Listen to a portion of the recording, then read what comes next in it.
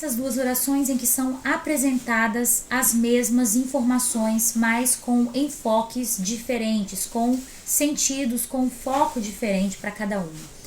O papel de Dom Quixote foi interpretado por meu irmão e meu irmão interpretou o papel de Dom Quixote. São basicamente as mesmas informações, mas os enfoques, né, são diferentes. Na letra A, se a intenção é enfatizar o ator, se a intenção é enfatizar o ator, qual das orações deve ser escolhida?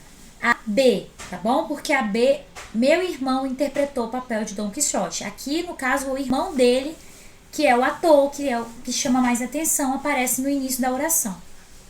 Se a intenção for enfatizar o papel de quem está interpretando, no caso Dom Quixote, tem que vir no início. Então, Dom Quixote, letra A, seria a letra B, referente à oração A, tá bom? A voz reflexiva, número 1 da página 82. Leia a oração a seguir. Dom Quixote se lançou contra os moinhos de vento. Letra A. Quem pratica a ação verbal nessa oração? Quem pratica, galera? Dom Quixote, tá bom? Não tem nem dúvidas, né? Tá tranquilo. Letra B. Quem recebe a ação expressa na forma verbal? Dom Quixote também, tá? Essa oração é uma oração de voz reflexiva, em que ele pratica e ele recebe ao mesmo tempo. Por isso que tem se lançou ou lançou-se, né? Então, quando o sujeito é agente e paciente ao mesmo tempo, dizemos que está numa voz reflexiva. Na página aí, 83, temos o agente da passiva. Letra A. A literatura clássica é apreciada por todos os estudantes. B. Cervantes é considerado um dos principais romancistas espanhóis. E letra C. Dom Quixote foi considerada por renomados escritores a melhor obra de ficção. Então, letra A, em qual voz verbal estão as orações? Todas elas estão na voz passiva, tá? E letra B, qual das orações apresentam o elemento que pratica a ação verbal? No caso aí, a oração A e a oração C, ok?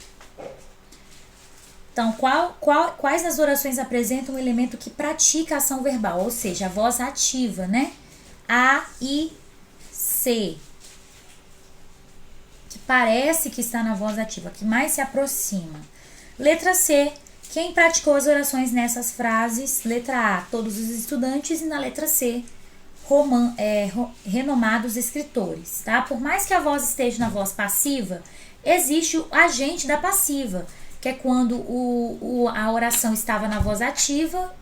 Ali na voz ativa a gente sabe que o sujeito está no início da oração e ele vai para o final da oração na voz passiva, chamando aí de agente da passiva, ele vira um objeto.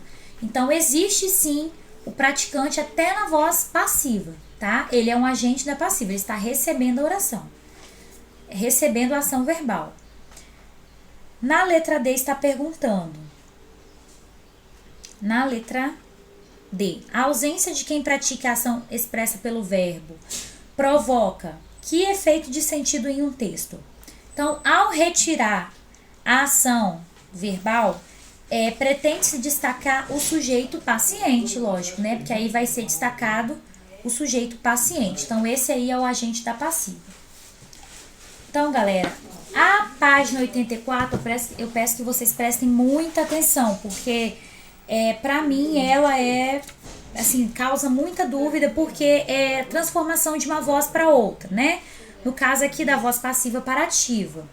Então, quando fala-se assim, em 1998, José Saramago recebeu o Prêmio Nobel de Literatura. E na alternativa B, em 1998, o Prêmio Nobel de Literatura foi recebido por José Saramago. Então, na letra A, nós temos as duas orações apresentam sentidos semelhantes ou diferentes. Elas apresentam sentidos semelhantes, tá? Na letra B, fala assim, o que é enfatizado na oração A, José Saramago, ou o Prêmio Nobel de Literatura, e também na oração B. Na oração A é enfatizado José Saramago, por isso que ele vem no início. E na B, o Prêmio Nobel de Literatura é destacado, ok? Por isso que ele está no início, e aí José Saramago vai para o final e ele vira então agente da passiva. Letra C. Em que voz em que voz está cada uma dessas orações? Pessoal, a oração A está na voz ativa e a B está na voz passiva.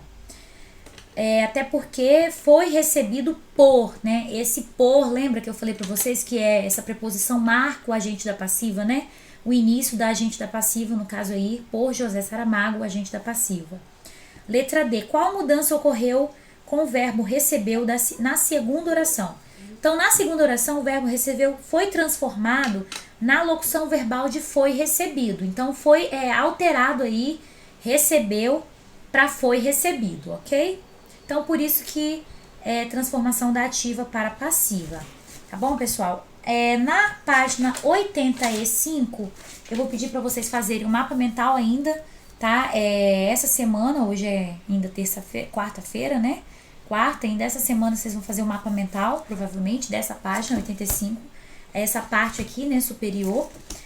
E as demais atividades estão bem mais tranquilas de se compreender. Eu peço que vocês assistam esse vídeo quantas vezes for necessário. Que, caso de dúvida, por favor, me chame no WhatsApp ou se não na plataforma da Iônica ou em qualquer rede social da escola, tá bom? Um beijo a todos, fiquem com Deus. Até a próxima.